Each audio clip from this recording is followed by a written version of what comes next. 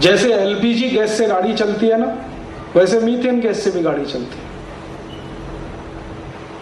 तो न्यायाधीश को विश्वास नहीं हुआ, तो हमने कहा आप अगर परमिशन दो तो आपकी कार में हम मीथेन गैस का सिलेंडर लगवा देते हैं, आप चला के देख लो।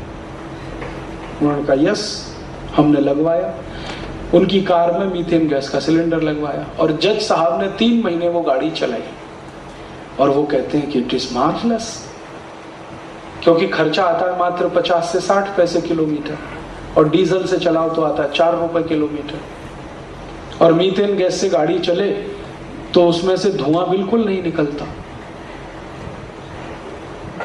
और डीजल से चले तो धुआं ही धुआं निकलता है, और मीथेन गैस की गाड़ी में शोर बिल्कुल नहीं होता है, डीजल की गाड़ी में कान फट जाए इतना शोर होता है। ये सब उनके समझ में आया। फिर हमने कहा कि अगर हम 10 किलो गाय का शेण रोज का इकट्ठा करें तो साल में कितनी मीथेन गैस एक गाय से मिलती है, वो सब कैलकुलेशन, और 20 साल में कितनी मिलेगी।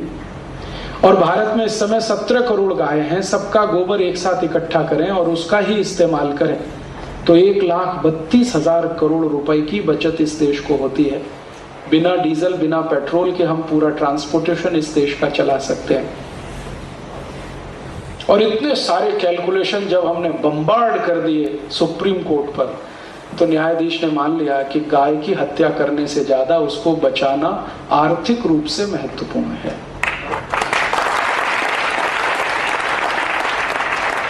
जब कोर्ट की ओपिनियन आई तो ये कसाई लोग भड़क गए, उनको लगा कि अब केस उनके हाथ से गया, क्योंकि उन्होंने हिसाब जोड़ के दिया था कि हम कत्ल करते हैं तो एक गाय से 7,000 की इनकम, यहां हमने सिद्ध कर दिया कि उसको जिंदा रख लो तो लाखों रुपए की इनकम। फिर उन्होंने एक ट्रम्प कार्ड चला कसाईयों ने, उन्होंने कहा कि ये हमारा धार्मिक अधिकार है कि हम गाय का कत्ल करें, this is our religious right.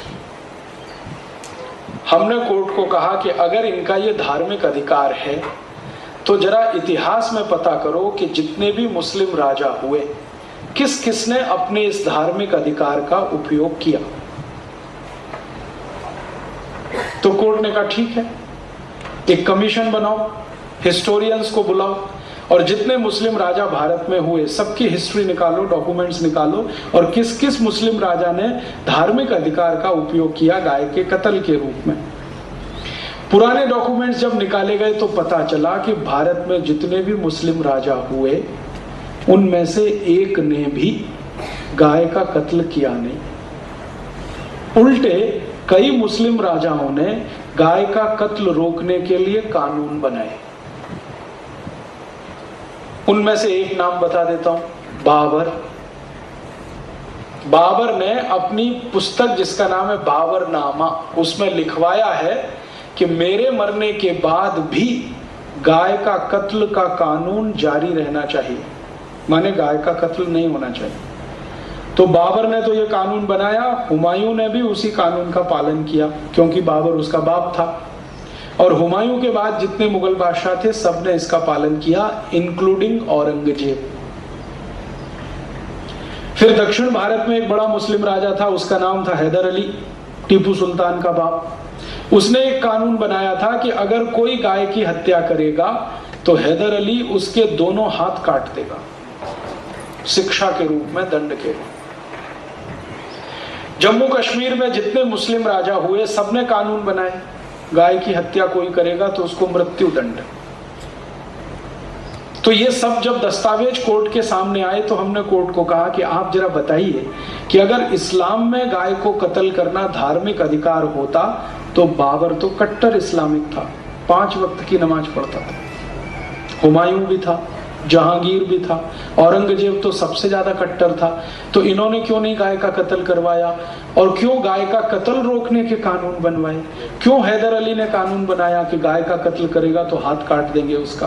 क्यों टीपू सुल्तान ने उस कानून का पालन किया? तो हमने कोर्ट से कहा कि आप अगर हमें इजाजत दें तो हम कुरान शरीफ, हदीस, जितनी भी पुस्तकें हैं वो पेश करते हैं, और उनमें से कहां लिखा है गाय को कत्ल करो, ये हम जानना चाहते हैं। और आपको पता चलेगा कि इस्लाम की कोई भी धार्मिक पुस्तक में नहीं लिखा है कि गाय का कत्ल करो। हदीस में तो लिखा हुआ है कि गाय की रक्षा करो क्योंकि वो तुम्हारी रक्षा करती है।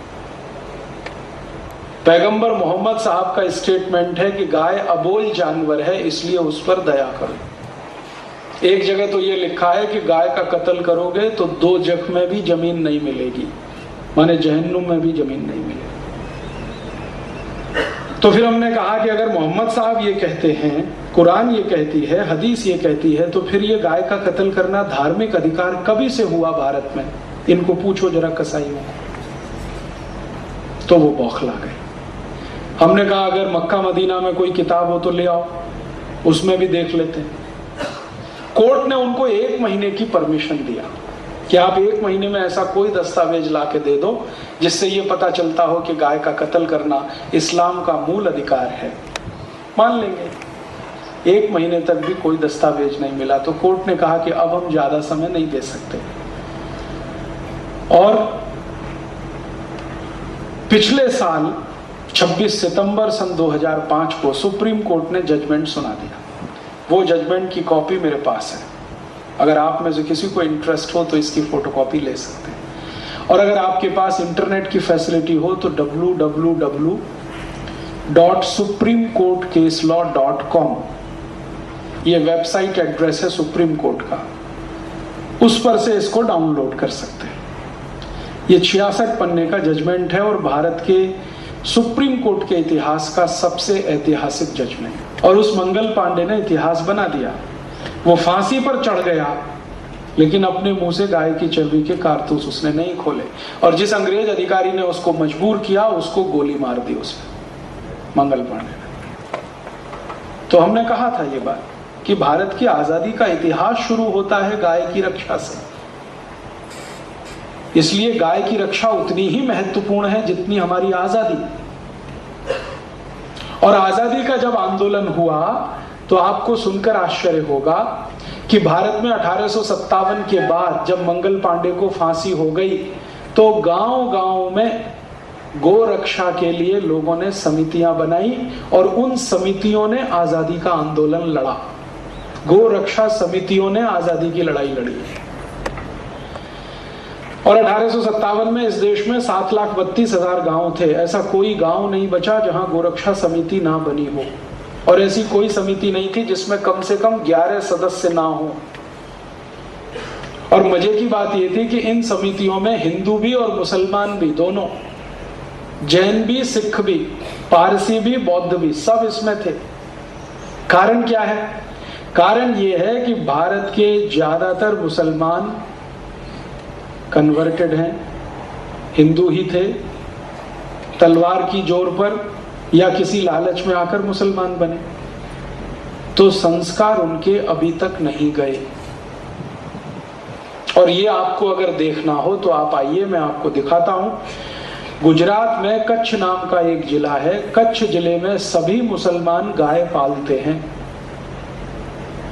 एक नहीं, कच्छ के 10 गांवों में, क्योंकि मैंने कच्छ में 4 महीने रहकर देखा है। जब वहां भूकंप आया था तब भी मैं सेवा कार्य के लिए गया था, 4 महीने रहा था। कच्छ के हर गांव में मुसलमानों के पास गाय है।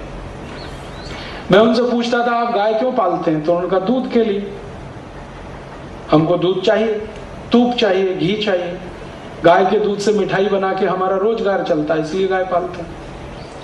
और ये सिर्फ कच्छ में ही नहीं होता है। राजस्थान में आप आइए, बीकानेर, जैसलमेर, जोधपुर, बाड़मेर, ये सभी जिलों में जितने भी मुसलमान हैं वो गाय पालते हैं।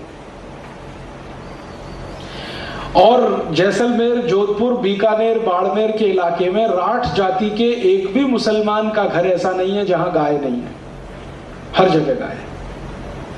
आप हरियाणा में आइए, हरियाणा में मेवात नाम का एक इलाका है जो राजस्थान से लगा हुआ है, दिल्ली के नजदीक। सभी मेवाती मुसलमानों के घर में गाय है, वो भी गाय पालते हैं। तो भारत के आजादी के आंदोलन में जो गोरक्षा आंदोलन चला उसमें मुसलमान भी शामिल थे। तो उसका इतिहास यह है कि वो भी गाय पालते हैं वर्षों से, उनको भी दूध चाहिए, घी चाहिए। और हिंदू तो इसलिए पालते हैं कि उनको मोक्ष मिलेगा। जैन, ईसाई, पारसी, बौद्ध जितने भी हिंदुस्तानी हैं लगभग सभी गाय पालते रहे। तो आजादी के आंदोलन में गोरक्षा के काम में हिंदू मुसलमान सब एक साथ मिलकर लड़ रहे थे और ये आंदोलन इतना ताकतवर हो गया था कि सन 1894 में अंग्रेजों की रानी ने भारत के वायसराय को एक पत्र लिखा। वो पत्र की कॉपी मेरे पास है। भारत का उस समय वायसराय था, उसका नाम था लैंसडाउन, और उसका जो नीचे का अधिकारी था लैंसडाउन के नीचे, दोनों को पत्र लिखा रानी ने, और पत्र में लिखा कि देखिए भारत में धीरे धीरे गोरक्षा आंदोलन इतना तीव्र हो गया है कि हम अंग्रेजों को अब भारत में रहना मुश्किल है। क्यों? तो पत्र में वो लिख रही है कि 350 कत्ल खाने हमने भारत में शुरू किए हैं। दुनिया में ऐसी कोई बीमारी नहीं जिसका इलाज नहीं, ऐसी कोई समस्या नहीं जिसका समाधान नहीं। प्रश्न ये है कि आप में और मुझ में संकल्प कितना है इन समस्याओं के समाधान को ढूंढने का और उन पर चलने का और आचरण में लाने का।